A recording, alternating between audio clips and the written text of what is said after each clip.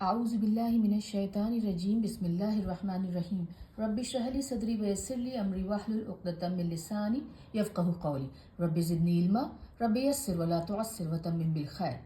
अब तक हम फ़आला बहुत अच्छे से जान चुके हैं। ये क्रिया शब्द है, काम बताने वाला शब्द है और इसमें बहुत से पैटर्न हम पिछले कई चैप्टर्स में देख चुके हैं। आज हम एक और रोचक बहुत इंटरेस्टिंग पैटर्न देखेंगे, मिफ़आल।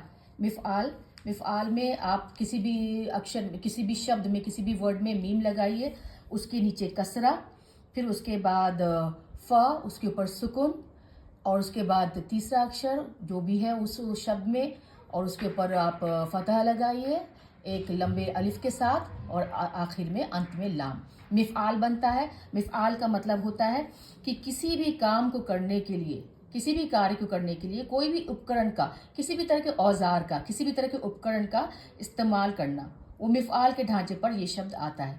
वो चीज़ जो कोई काम करने के लिए इस्तेमाल की जाए औजार के फॉर्म में, वो आपको और आगे समझ में आएगा।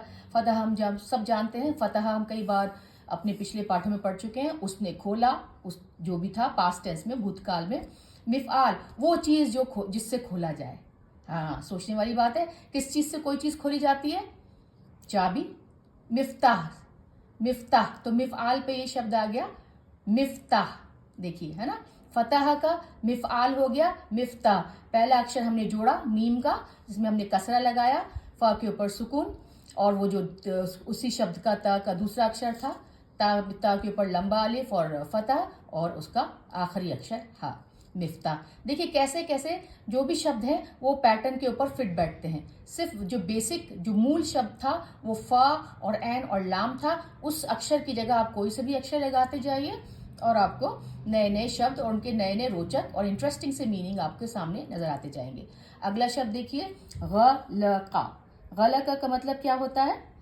गलका का मतलब होता है बंद करने, उसने बंद किया। इसी का ऑपोजिट है, इसी का उल्टा है ना। और इसका मतलब होता है उसने बंद किया।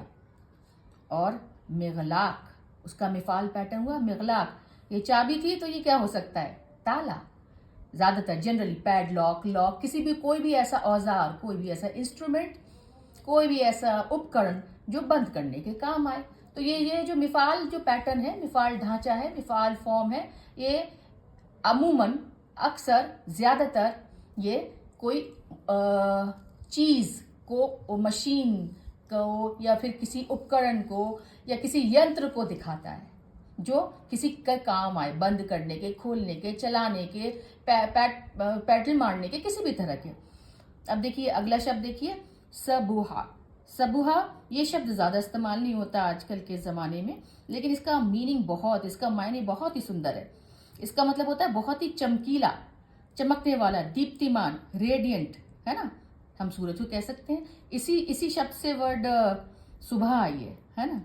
यहीं से सुबह, मॉर्निंग, यानी कि जो सुबह सुबह जो सूरज निकल रहा होता है तो किस तरीके से सब चीज़ चमकने लगती है, रोशन हो जाती है, दीप्तिमान हो जाती है, सबूहा।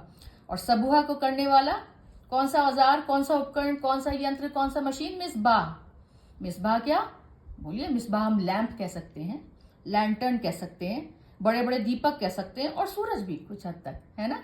तो सूरज के ही ये सब फॉर्म्स है जो कि अपने आसपास की चीज़ों को चमका दें, उनको रोशन कर दें, है ना। उसको, अंधेरे को मिटाने वाले सारे के सारे उपकरण जो अंधेरा मिटा दें, ऐसे यंत्र, ऐसी मशीनें, ऐसी चीज़ें, ऐसे उपकरण जो कि हमारे आसपास के अंधेरे को मिटा दें। अगला शब्द सकुला। सकुला मतलब वो भारी था, हाँ, पास्ट टेंस में, भूतकाल में वो भारी था। मिस्काल। मिस्काल क्या होता है? कोई ऐसी चीज, कोई ऐसा उपकरण जो भार नापने के काम आए, किसी चीज को नापने के काम आए। हाँ, आप समझ गए होंगे ना।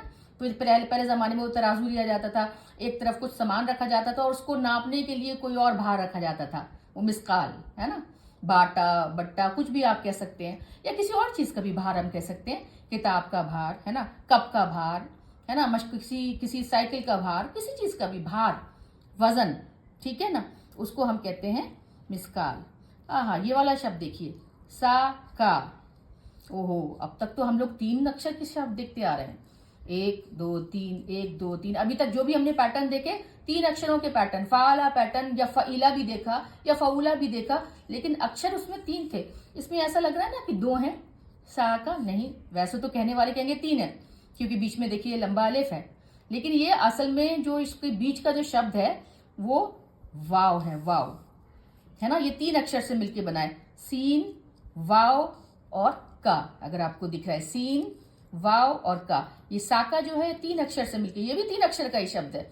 लेकिन हम आने वाले इंशाअल्लाह पाठों में पढ़ेंगे कि इसके बीच के जो शब्द हैं वो कहाँ गए, फिर कहाँ पे लौटे। और लौटा देखिए, वैसे तो मिफाल पैटर्न में वापस लौटा है ना। देखो देखिए यहाँ पे वाव आ गया ना, मिफाल पैटर्न पे वाव वापस आया, यानी कि वाव इस शब्द में छुपा हुआ था। क्यों छुपा हुआ था, कहाँ चला गया था, क्या इसका मूल और बेसिक शब्द था, इंशाल्लाह हम आने वाले चैप्टर में पढ़ेंगे। इसका मतलब क्या होता है, सा का मतलब कुछ मलना, उसने मला, उसने कुछ पोछा, उसने झाड़ा, मतलब किसी चीज को रब करना, रगड़ना, उसे कहते हैं साका। मिसवाक, इसको तो बताने की जरूरत नहीं है, दांत को रगड़ने की औजार, अगर हम कह सकें दांत को रगड़ने का उपकरण, टूथब्रश आज के जमाने में, पहले जमाने में मिसवाक कही, वो ऐसी पतली डंडी हुआ करती थी जिससे, अभी भी देखिए जो हुजूर पाक सल्लल्लाहु अलैहि वसल्लम की सुन्नत है मिसवाक से दांत साफ करना, ठीक है। तो कोई ऐसी चीज, कोई ऐसी उपकरण, कोई ऐसा यंत्र जो कि रगड़ने और साफ करने के काम आए, वो है मिसवाक, ठीक है। तो हमने आज मिफाल पैटर्न देखा, बहुत ही अच्छा रोचक पैटर्न है ये पैटर्न पे आने वाले शब्द दिखाते हैं कि किस तरीके से कोई काम करने के लिए जो चीज, जो औजार, जो उपकरण, जो यंत्र इस्तेमाल किए जाते हैं वो मिफाल पैटर्न पे आते हैं। अब थोड़ा सा हम देख लेते हैं, छोटी सी बात हम देखते हैं यहाँ पे कि अरबी भाषा के जो हम जानते हैं कि मूल प्रणाली में जो बेसिक उसका जो नेचर है, उसमें ज्यादातर शब्दों के मूल में सिर्फ 3 अक्षर होते हैं, वो हमने देखा था। लेकिन 4 भी होते हैं, वो भी हम आगे देखेंगे, 4 भी हो सकते हैं, लेकिन जो अक्सर हमने अब तक देखे या देखेंगे इंशाल्लाह, वो 3 अक्षर के शब्द मूलों में 3 अक्षर वाले शब्द देखेंगे।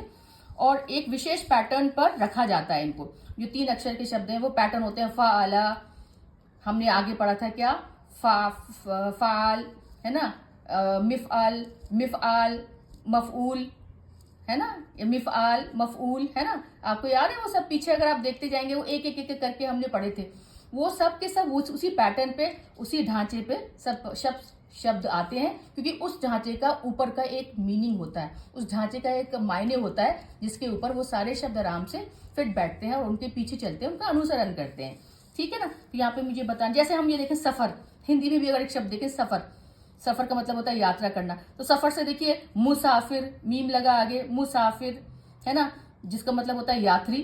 सिफारा, सिफारा क्या होता है, दूतावास है ना, हम एम्बेसी बोलते हैं, तो ये भी देखिए लगने से। सफिर, सफिर क्या होता है, राजदूत होता है।